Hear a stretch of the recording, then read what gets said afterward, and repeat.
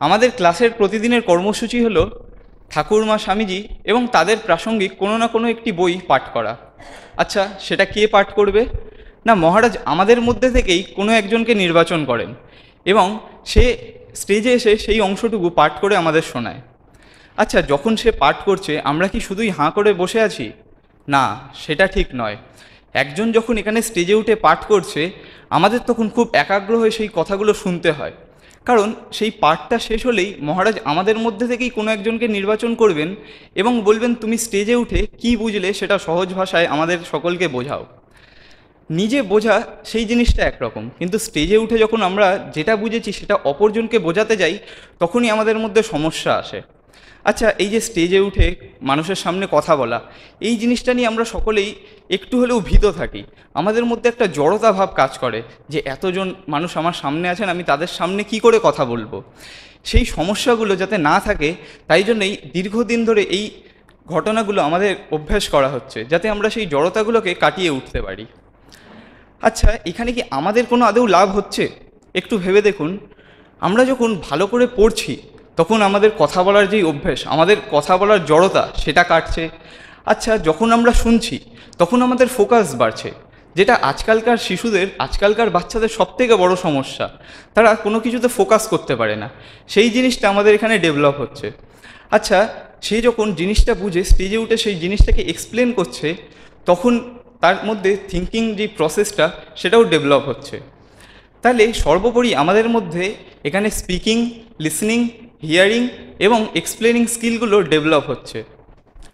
আজকে যেরকম আপনারা দেখলেন, স্বামীজির জীবনীর ছোট্ট একটা অংশ আমাদেরই এক সদস্য স্পন্দন আপনাদের সামনে পাঠ করে শোনালো। এবারে সেই অংশটুকুরই সহজ সরল ভাষায় বিশ্লেষণ করার আমি চেষ্টা করব। প্রথমেই যদি স্বামীজির জীবনের অংশটায় আলোকপাত করি, দেখতে পাবো সেখানে তার মেধার সম্পর্কে বলা হয়েছে। আচ্ছা, স্বামীজি যে কতটা মেধাবী ছিলেন সেটা তো আমাদের কারোরই জানার বাকি নেই। বয়স বাড়ার সাথে সাথে যখন তিনি কলেজে ভর্তি হলেন, তখন নিজের অ্যাকাডেমিক্সের বাইরেও আরও বেশি করে পড়াশুনো করতে লাগলেন। তার ফলে লাভটা কী হলো? না, অনেক বড় বড় ব্যক্তিত্ব যারা রয়েছেন তাদের ভাবনা স্তরে তিনি উন্নীত হলেন। আচ্ছা, এই যে কোনো একটা সমস্যা দেখলে আমরা পাশ কাটিয়ে চলিয়ে যাওয়ার চেষ্টা করি, স্বামীজি কি এরকম ছিলেন? না, তিনি ছিলেন ঠিক আমাদের উল্টোটা। অর্থাৎ দেশ ও দশের সমস্যা দেখে তিনি নিজের কথা ভাবার আগেই নিজেকে সমর্পণ করে দিতেন, যাতে সেই সমস্যাটা কী করে ঠিক হবে সেই দিকে আলোকপাত করতে পারেন। আচ্ছা, তারপরেই আমরা দেখতে পেলাম স্বামীজির মা বাবার প্রসঙ্গ এলো। তার বাবাকে দেখে ছোটোবেলা থেকেই তার মধ্যে কতটা দয়া এবং দানের ভাব এসেছিল সেটা আমরা সকলেই জানি। এবং পরবর্তীকালে তিনি এটাও বলেছিলেন যে তার জীবন ও কর্মের প্রেরণাই হলেন তার মা।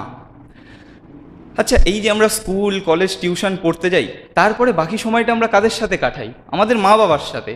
তাহলে আমাদের জীবনে আমাদের মা বাবার ভূমিকা এক বিশেষ পালন করছে।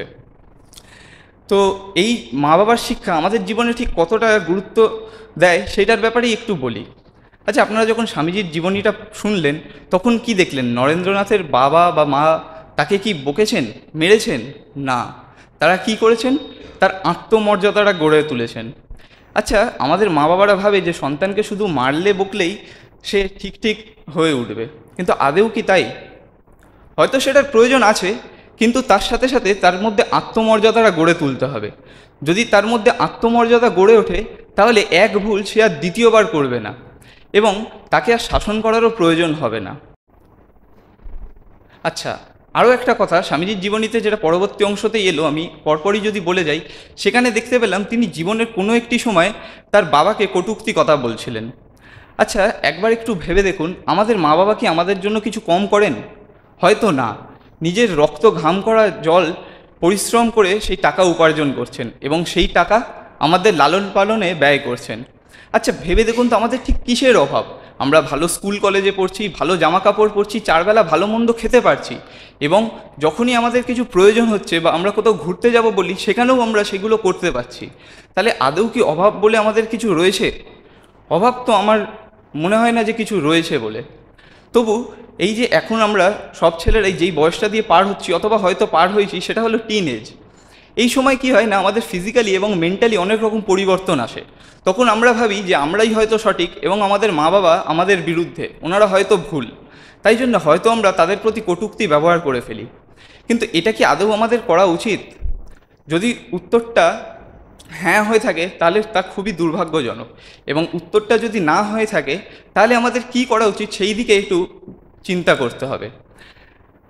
এই যে মা বাবা আমাদের প্রতি যতটা কর্তব্য পালন করছেন, তার বিনিময়ে আমরা যেন ঠিক ঠিক তাদের মর্যাদা, শ্রদ্ধা এবং সম্মান দিতে পারি, সেই জিনিসটাই আমাদের প্রধান কর্তব্য। সেই ভাবনা চিন্তাগুলো রেখেই একটাই কথা বলবো, যে আমরা দাঁত থাকতে যেন আমাদের দাঁতের মর্যাদাটা বুঝি, যেন আমাদের এই জিনিসগুলো বুঝতে বুঝতে খুব দেরি না হয়ে যায়। এই বলে আমি আমার বক্তব্যকে বিরাম দিচ্ছি। ধন্যবাদ।